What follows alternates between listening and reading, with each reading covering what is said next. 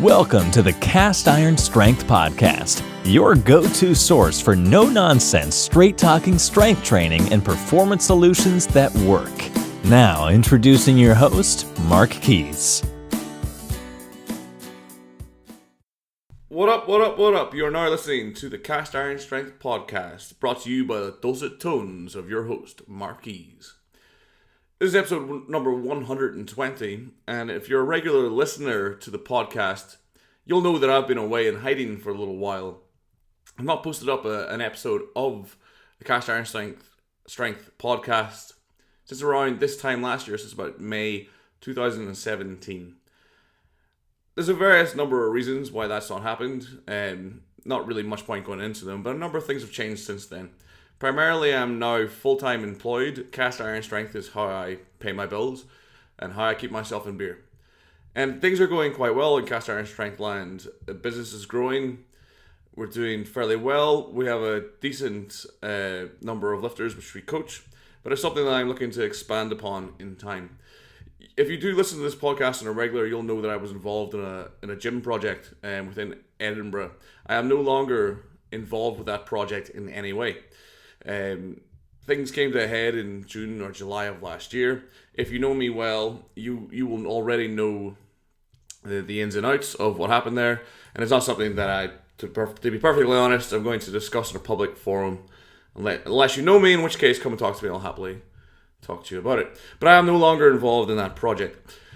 Currently, my main projects are Cast Iron Strength, the website, and the coaching program, so the online coaching, Edinburgh Barbell, which is my powerlifting and weightlifting group, which we train now primarily out of Elysium in Edinburgh, which is a fantastic new facility based in Leith, down in Duke Street. If you're based in or around Edinburgh and you haven't went to Elysium yet, please check it out. It is the big lifting gym that Edinburgh's been waiting for. And Dean, the head man there, does a fantastic job and is a really good look. So if you're based in and around Leith or around Edinburgh, you mainly lift weights, or you want to train in a way in the functional manner, i.e. you train correctly, or you train utilizing free weights and high intensity cardio, or any mixture of there. If it's CrossFit or weightlifting, Elysium is a really cool place to check out, so go and do that. Until, of course, I open my gym, which, of course, then you'll have to cancel your Elysium membership and come to me. But that's not coming this year. That's probably going to be coming in 2019. Which is something that we may divulge upon in the podcast in future episodes. Now, with the podcast going forward, one thing that I've been thinking about doing is a daily podcast. Now the typical paradigm, as it were, in this kind of podcast field is interviews. People bringing people on, interviewing them. But me personally, although it is a good method and it works quite well, there are so many fucking people out there doing it within the fitness industry, or within the strength training industry, within the strength podcast industry. I mean, if you look at the Jug Life, Mark Bell's podcast, Mark Belland's podcast, even within rugby, the Rugby Renegade podcast, for the been on, is quite decent. There's three off the top that they solely exist off the interview format. Now, interviews may be something I might do from time to time again, but I quite like the monologue version of the podcast. Now, you the listener, you will guide me on this, so if you'd prefer me to get in guests for the podcast to be less frequent, and that be the only way that I divulge information, that'd be the only way I talk, then by all means, you let me know, and I will do that. I will bow to your wisdom, since after all, you're the guys that take in the content. Or if you're quite happy for me to sit and talk in front of a microphone to myself 5 days a week, which is what I'm thinking about doing, because I think it's fairly sustainable. The podcast format for me is quite easy. I find it reasonably easy to talk about training, as you've probably realised 120 episodes in. So based off questions or topics or current topics, I would like to produce a daily or the week daily podcast on training. That way it can be a bit shorter, 15-20 minutes, and I can produce it on a much more regular basis. And then we can do interview shows from time to time with people that will develop interesting conversations around training. And it's something that if I do it, I will definitely do it in a different manner. It won't be the same sort of format you'll be used to, where people just it'll be like a conversational podcast, more like the Joe Rogan format, where I like to tie them up for a while and actually delve into it in as informal a manner that allows an honest conversation to flow. That will be how I would try to do it. So if you're interested in either just the interview format, or if you're quite happy for a 5-day-a-week format, or you think 5 days a week's too much, then I'm all ears for ideas.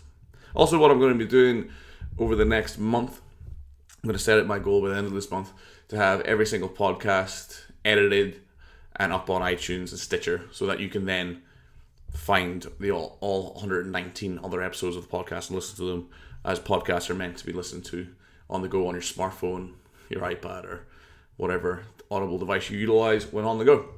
Okay, so without further ado, we're going to get into episode 120. So today's podcast is on the question, do I need to cut or do I need to bulk? So basically from this, I was on Instagram, surprise, surprise, and someone who's incredibly skinny posted up a picture of them being skinny, asking when they were going to see abs while being skinny. They're basically cutting away to a skeleton.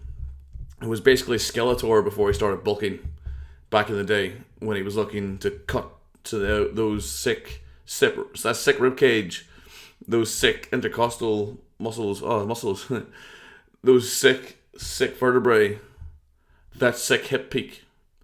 When and where they were going to see that definition, the definition of the humerus, etc., joke dragged out to the inevitable.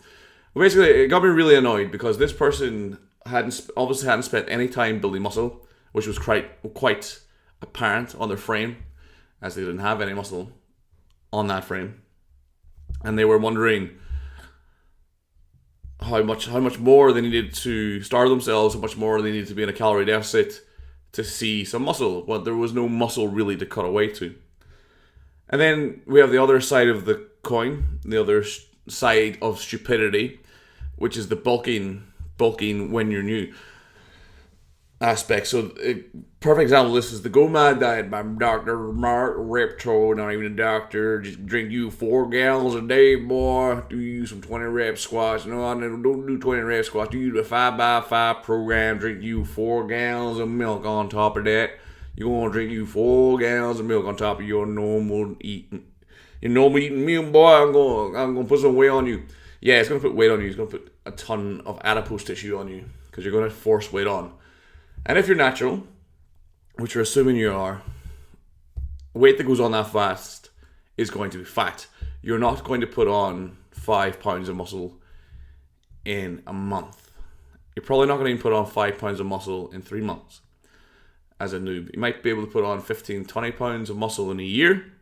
If you're diligent, do everything well, progress your strength, train correctly, it's not impossible as a complete beginner to do that if you're a man.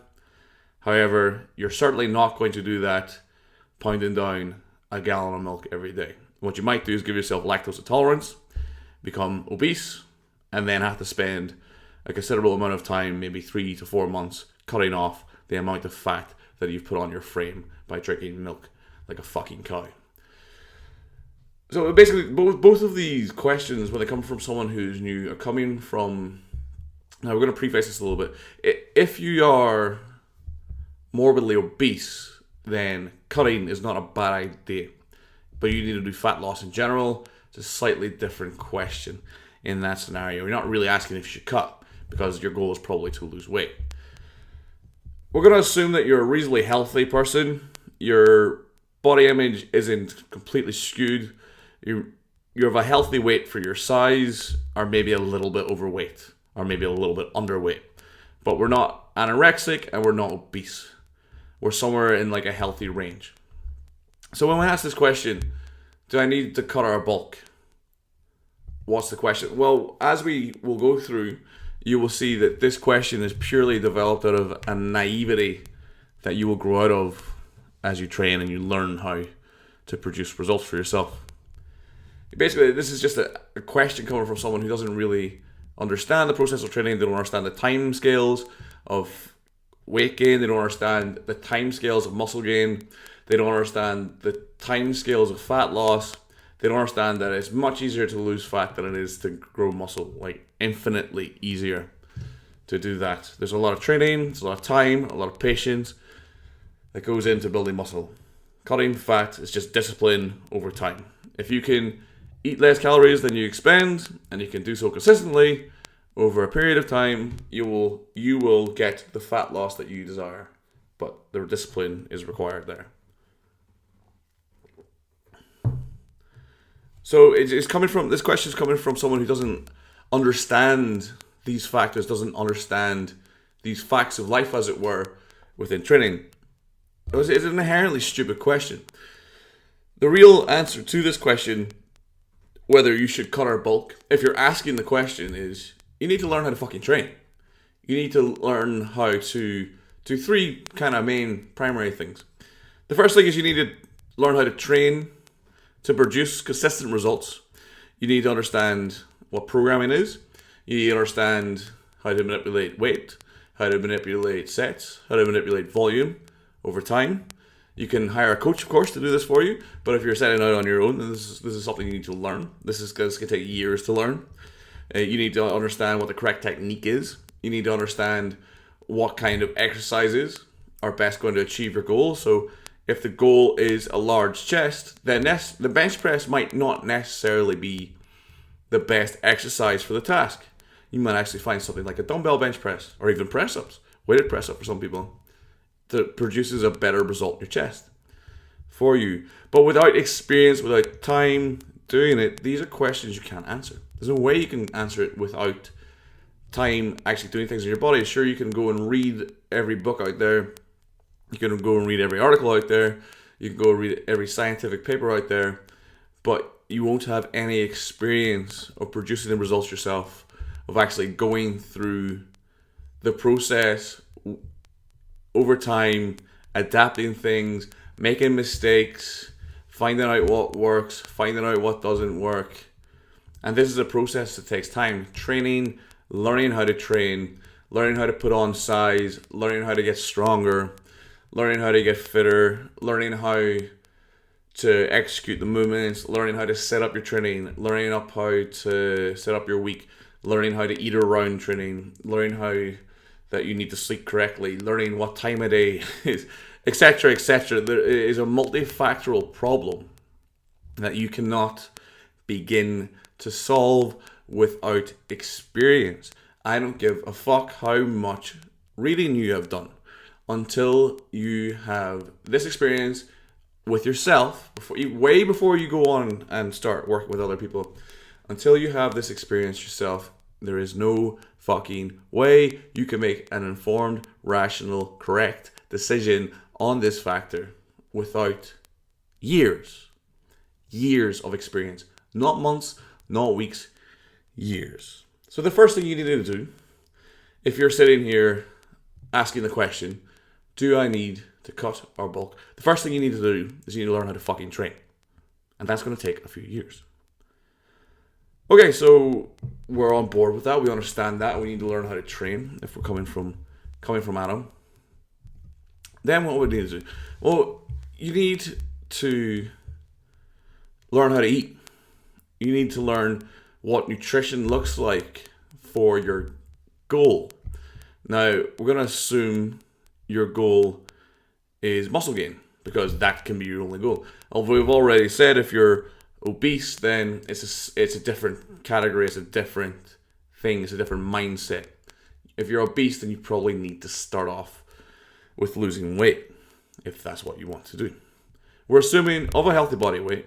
The next thing you need to learn how to eat, what to eat, when to eat, how to eat, what good food looks like, what a good diet looks like, how to eat, maintain a stable body mass, maintain a stable energy, be able to train hard, be able to sleep 7 to 8 hours, even 9 hours a night, have sufficient protein in your diet, have sufficient carbohydrate in your diet to support your training, have sufficient fat in your diet to support your endocrine system, to maintain a healthy body.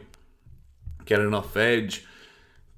Find out what kind of diet works for you. You might find that you're lactose intolerant, as we discussed beforehand, in which case going mad would be a terrible fucking idea. You might discover that you have a gluten intolerance. You may find any myriad of things that you didn't really realize until you're actually paying attention to what you're eating. You didn't actually systematically track what you're eating.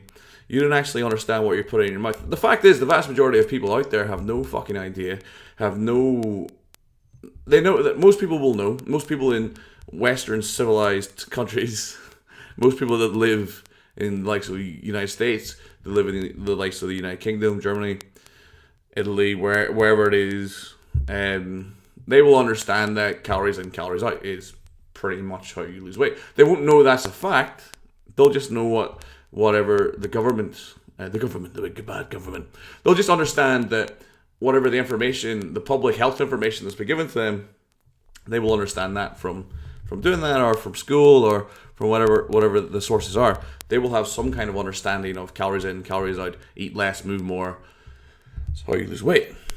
But what they will not understand is that low carb, high carb, a bit of a nonsense. We require glycogen to support exercise.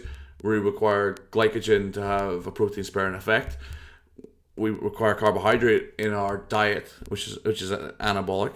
We require enough protein in our diet. If we're weight training, looking to put on size, we require roughly 10 to 15% of our energy intake, or 1.8 to 2.2 grams per kilogram of body weight protein in our diet to support our weight training, so that we can recover, that we can put on mass, so we can be in a state of constant protein turnover. They won't understand that we need fat in our diet, that we need saturated fat in our diet, that we need monosaturated fat in our diet, we need polysaturated fats in our diet, we need omega-3s in our diet, we need essential fatty acids in our diet to support various levels of health, endocrine system, etc., etc. They won't understand even the top-down things about diet. Basically, if we don't track what we don't know what calories, we don't know what calorie goal is. They can't answer the question, how many calories a day do you require to maintain the body weight that you are at now? If they don't know, one, they don't know the answer to that question, or two, they don't know how to go about answering that question, then they have absolutely no fucking hope of being able to manipulate the diet. So there is a lot of experimentation, reading, and learning to be done around nutrition and diet, and how to eat to maintain their training, how to eat to support their goals, how to eat to make sure they're healthy, how to eat to make sure that they're putting on muscle mass and not putting on too much fat mass, that they're maintaining a reasonably healthy body composition, they have a good energy level day to day, and they're able to support their training, they're able to get the results that they want on a consistent basis. So one, you have to know how to train. You have to learn all those factors, exercises you want to use, rep ranges, how to do it, etc., etc. And you need to learn how to produce results on a consistent basis. You need to learn how to eat. You need to learn what that means. You need to learn what nutrition you need to have in your diet, so that you can recover from your training, and so that you can perform in your training, so that you can have the underpinning nutrition and recovery to support your training, so that then you can also produce a consistent outcome. So you can produce a consistent weight gain, you can produce a consistent muscle gain, you can produce consistent results in whatever it is you're trying to achieve.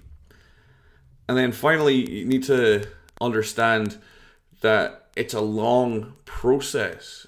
Nothing's going to happen overnight in this realm. You're not going to get stronger overnight. You're not going to get bigger overnight. It's going to take time, effort, and patience for anything to happen. Even with steroids, things aren't going to happen overnight. It's still going to take weeks and months to put on size, to put on strength. It's just with steroids, you'll see the results a lot faster than you would do if you're doing things naturally. So you need to understand time scales, you need to understand patience, you need to understand consistency, you need to be disciplined. You need to do all of these things for, I think, a minimum of about 3 years, roughly around 3 years. If you can get yourself embedded in the process, read about what you're doing, experience what you're doing, get to the point where you're producing consistent strength gains year on year, you're producing consistent size gains year on year, you understand how to manipulate dietary and training variables so that you can change your body composition if you wish. So if you want to get a little bit leaner, if you want to get a little bit heavier, don't mind getting a little bit fatter, you understand that when you're getting out of control with the diet, when you're maybe getting too fat, when you're losing condition, how to manipulate diet variables, how to manipulate training variables so that you're in control. So I reckon by the end of about 2, maybe 3 years, I think probably more 3 years of diligent study, training, self-reflection, recording, adaptation, adapting the program, and just learning basically. I reckon by that stage, someone's probably moved from a beginner into like an intermediate. So I reckon someone who's intermediate understands how to produce results for the training. They can have a coherent, competent conversation around training when it comes to manipulating variables with time. They understand nutrition, they understand diet, they understand recovery, and they understand how to manipulate their body weight if they so wish. When you have someone who is able to do all of these things, I would then consider that person to be intermediate. I don't think it really makes much sense splitting them into a time, although I put a time on it. If someone can achieve this faster, then they'll be intermediate faster. But I don't think it makes much sense putting like a strength level on it, because it makes no sense.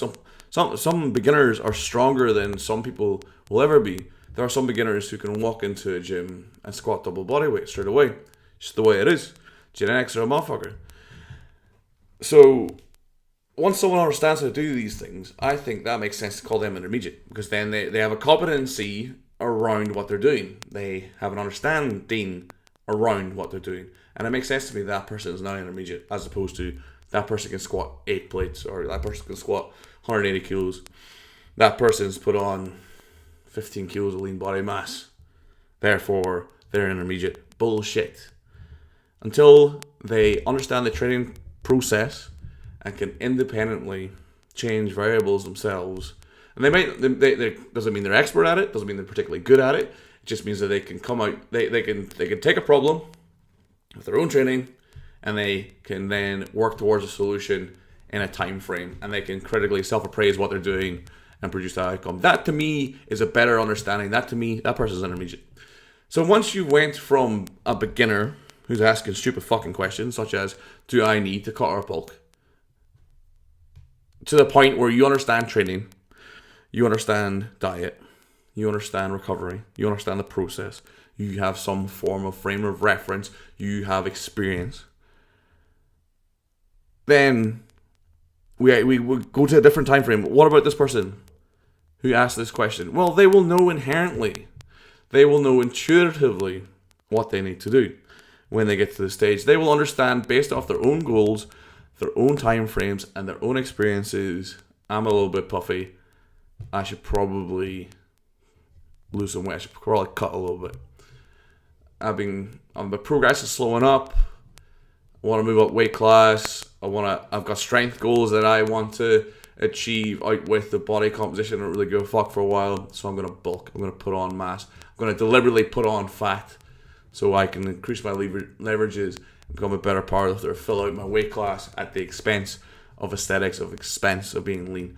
Once you get to the point where you're an intermediate and you understand the training process, you understand nutrition, you understand the fucking basic big cogs of training, then you'll know based off your own goals, your own time frames, and your own experience whether you should cut or bulk. And you don't have to ask that fucking question, because you'll know.